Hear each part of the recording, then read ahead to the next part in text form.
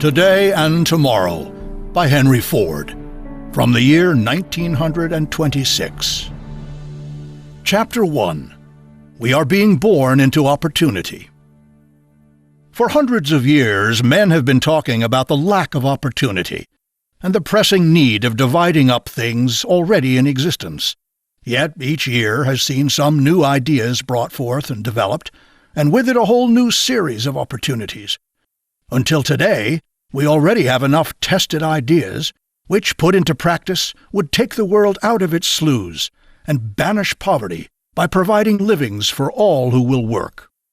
Only the old, outworn notions stand in the way of these new ideas. The world shackles itself, blinds its eyes, and then wonders why it cannot run. Take just one idea, a little idea in itself, an idea that anyone might have had, but which fell to me to develop. That of making a small, strong, simple automobile, to make it cheaply and pay high wages in its making. On October 1st, 1908, we made our first of our present type of small cars. On June 4th, 1924, we made our 10 millionth.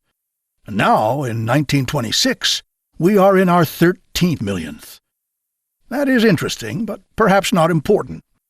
What is important is that, from a mere handful of men employed in a shop, we have grown into a large industry, directly employing more than 200,000 men, not one of whom receives less than $6 a day.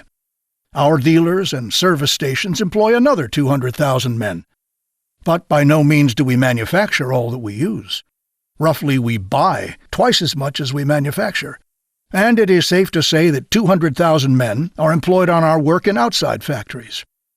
This gives a rough total of 600,000 employees, direct and indirect, which means that about 3 million men, women, and children get their livings out of a single idea put into effect only 18 years ago. And this does not take into account the great number of people who in some way or other assist in the distribution or the maintenance of these cars. And this one idea is only in its infancy. These figures are given not with any thought of boastfulness. I am not talking about a specific person or business. I am talking about ideas. And these figures do show something of what a single idea can accomplish. These people require food, clothing, shoes, houses, and so on. If they and their families were brought together in one place, and those needed to supply their wants gathered around them, we should have a city larger than New York. All this has matured in less time than a child matures. What nonsense it is to think or speak of lack of opportunity. We do not know what opportunity is. There are always two kinds of people in the world, those who pioneer and those who plod. The plodders always attack the pioneers. They say that the pioneers have gobbled up all the opportunity, when, as a plain matter of fact, the plodders would have nowhere to plod had not the pioneers first cleared the way. Think about your work in the world. Did you make your place, or did someone make it for you? Did you start the work you are in, or did someone else? Have you ever found or made an opportunity for yourself, or are you the beneficiary of opportunity which others have found or made? And we have seen the rise of a temper which does not want opportunities. It wants the full fruits of opportunity handed to it on a platter. This temper is not American.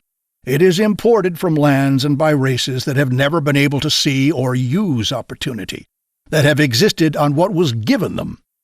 Now the fact is that a generation ago there were 1,000 men to every opportunity, while today there are 1,000 opportunities for every man. Affairs in this country have changed just that much. However, when industry was growing up, opportunities were limited. Men saw along one track, and all of them wanted to get on that one track. Naturally, some of them were shoved off. There were more men than opportunities. That is why we had so much fierceness and cruelty of competition in the old days. There were not enough of the big opportunities to go around. But with the maturing of industry, a whole new world of opportunity opened up. Think how many doors of creative activity every industrial advance has opened.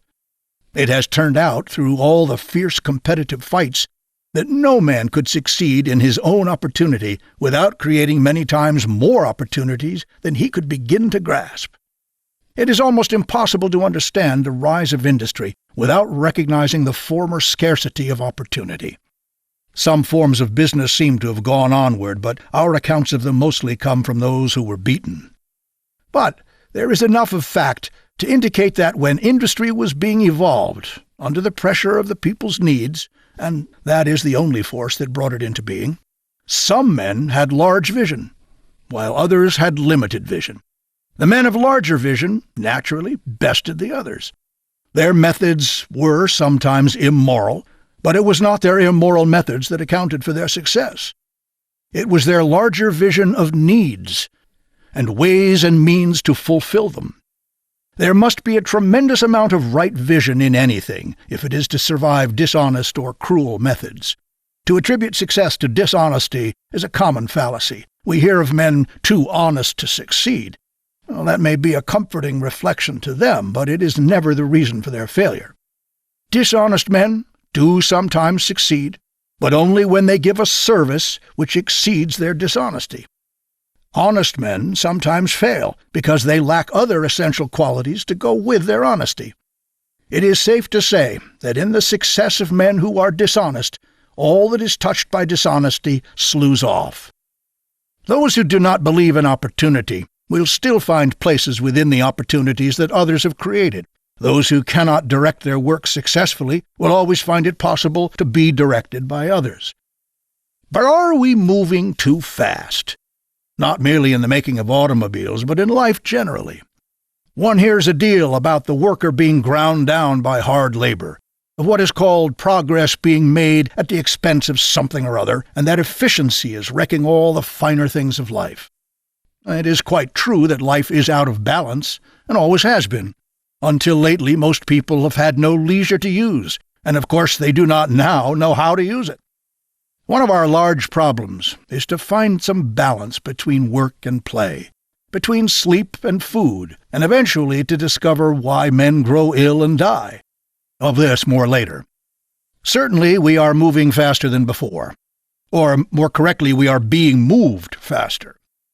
But is 20 minutes in a motor car easier or harder than 4 hours solid trudging down a dirt road? Which mode of travel leaves the pilgrim fresher at the end? Which leaves him more time and more mental energy? And soon we shall be making in an hour, by air, what were days' journeys by motor. Shall we all then be nervous wrecks? But does this state of nervous wreckage to which we are all said to be coming exist in life or in books? One hears of the workers' nervous exhaustion in books, but does one hear of it from the workers?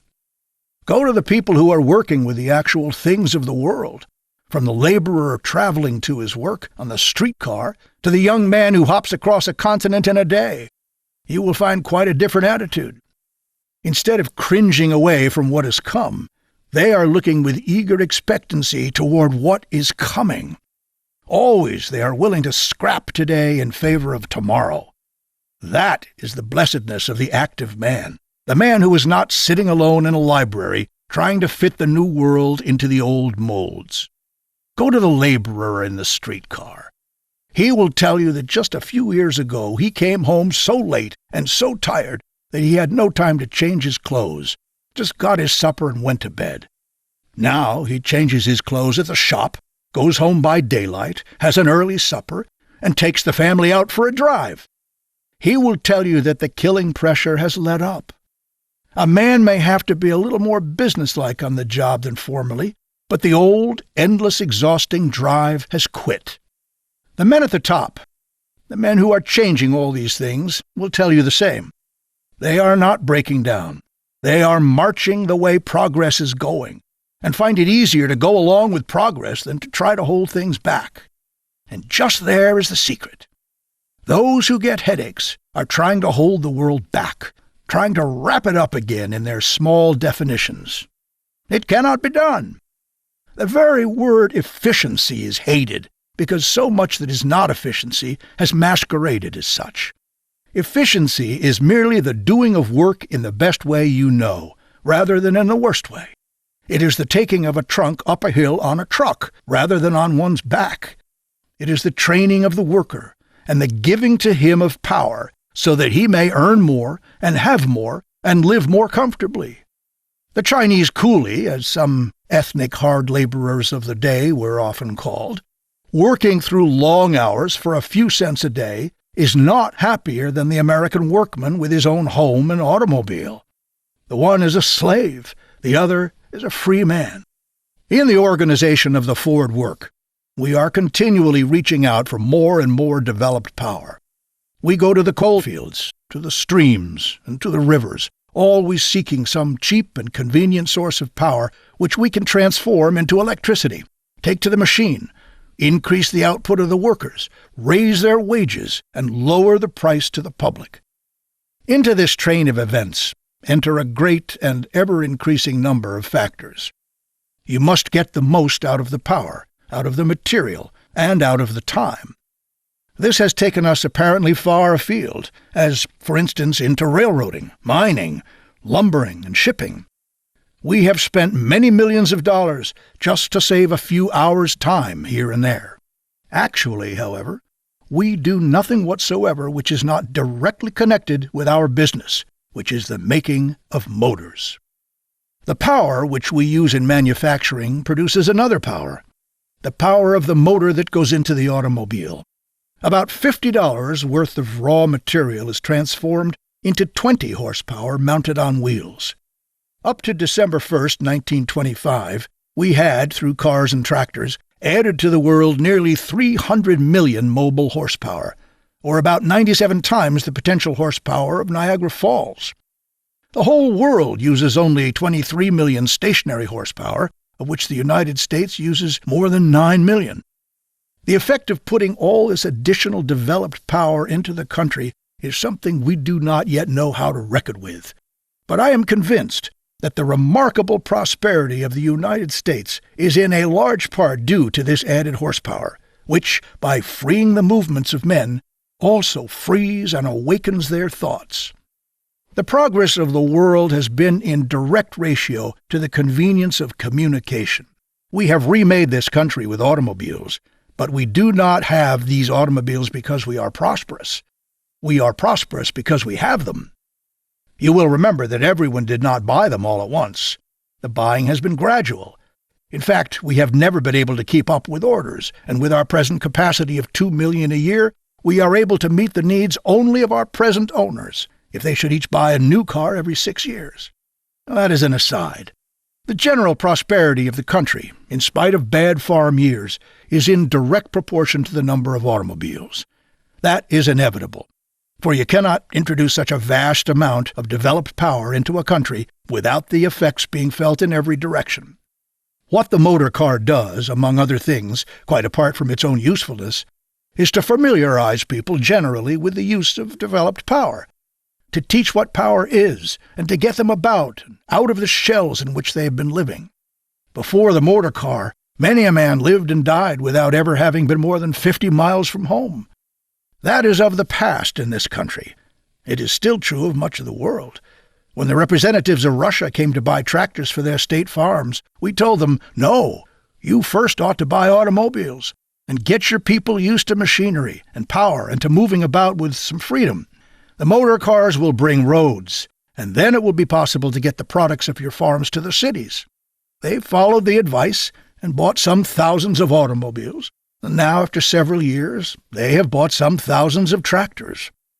The great point in all this, however, is not that the automobile or anything else may be well and cheaply made through planning and the use of power. We have known that for a long time. The automobile is particularly important for the reasons that have been given, but what overshadows all else in importance is that we have discovered a new motive for industry and abolished the meaningless terms capital, labor, and public.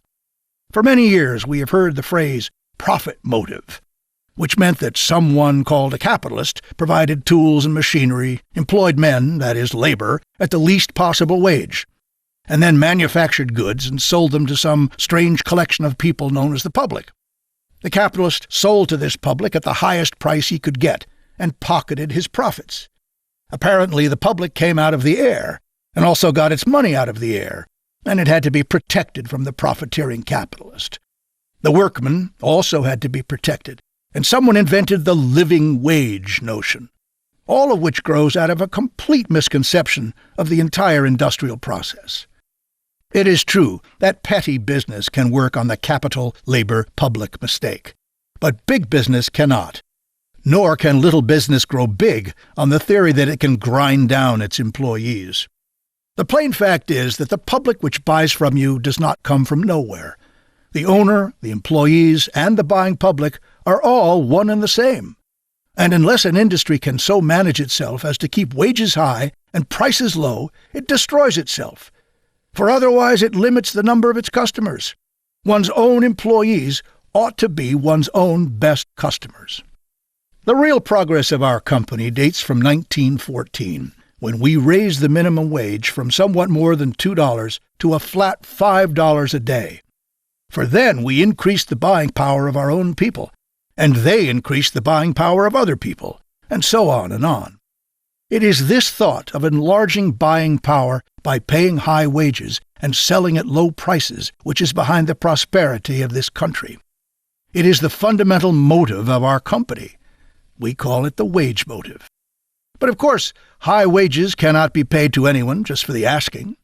If wages are raised without lowering costs, then buying power is not enlarged. There is no living wage, for unless an equivalent in work is returned, no wages can be high enough for a man to live on them. Also, there can be no standard wage. No one on this earth knows enough to fix a standard wage. The very idea of a standard wage presupposes that invention and management have reached their limit. No greater injury can be done to a man than to pay him a high wage for a small amount of work, for then his high wage increases the prices of commodities and puts them beyond his reach. Also, it is untrue to say that profits, or the benefit of inventions which bring lower costs, belong to the worker. That grows out of another misconception of the industrial process. Profits belong primarily to the business, and the workers are only a part of the business. If all the profits were given to the workers, then improvements, such as will hereafter be described, would not be possible. Prices would increase, and consumption would decline, and the business would gradually go out of existence. The profits have to go toward making lower costs, and the advantage of lower costs must be in large measure be given to the consumer. This, in effect, is the same as raising wages. This may seem complex, but it has worked out rather simply with us. To affect the economies, to bring in the power, to cut out the waste, and thus fully to realize the wage motive, we must have big business, which does not, however, necessarily mean centralized business. We are decentralizing. Any business founded on the wage motive and animated solely with the thought of service must grow big. It cannot grow to a certain size and be held there. It must go forward or go back. Of course, what seems to be a big business may be created overnight by buying up a large number of small businesses. The result may be big business, or again, it may just be a museum of business, showing how many curious things may be bought with money. Big business is not money power. It is service power. Big business happens to signify the means by which the people of the United States make their living. All our business, into however many pieces it may be broken, is inevitably big. This is a big country, with a big population, having big needs and calling for big production and big supply. You cannot name the most trivial commodity that is not in this country an enormously big industry. Even more bicycles are being made than at the height of the bicycle craze. And business must grow bigger and bigger, else we shall have insufficient supplies and high prices. Take the case of the farmers of Sudbury, Massachusetts, less than 200 years ago. There is record of their meeting to approve the measures taken by the merchants and other inhabitants of the town of Boston in order to reduce the exorbitant prices of the necessaries of life. Coffee was then counted reasonably priced at $20 a pound. Men's shoes at $20 a pair. Women's shoes are not mentioned as perhaps being unnecessary.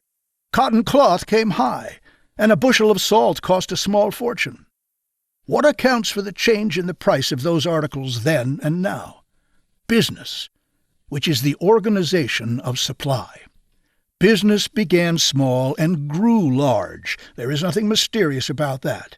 When transportation was difficult and the community needed sap buckets or hose, it was easier to get them on the spot. They were not always the best buckets, but they were the most easily procurable. That represents one of the big elements of business, having the commodity near the person who needs it. In earlier times, the market spot was necessarily the manufacturing spot. Most of the stuff was made in the town. All the trades grew up around the post office. The blacksmith made most of the farming implements. The weaver made most of the textiles that the kitchen industries did not cover. A town was almost a self-supporting community. It did not follow, however, that all this service was the best or the cheapest. Any grocer will tell you that farm butter does not mean anything. It all depends on what kind of a butter maker the farmer's wife is. The best butter and the worst may come from homemade processes. The modern dairy approximates a higher average of quality, and so it was natural that, as the country expanded, as means of exchange between communities became more workable, and especially as transportation developed, the better type of suppliers obtained an increasingly wide range of territory. In this way, many of the earliest of the big businesses grew up in the East, for there was the bulk of the increasing population. When industry came into the field, it grew to its greatest proportions in those parts of the country that supplied its basic materials, ore and fuel. As the great food supply concerns arose, they took their stand in a part of the country between the food-producing and the food-consuming sections of the population. These big service organizations all came into existence on a perfectly natural and logical plan.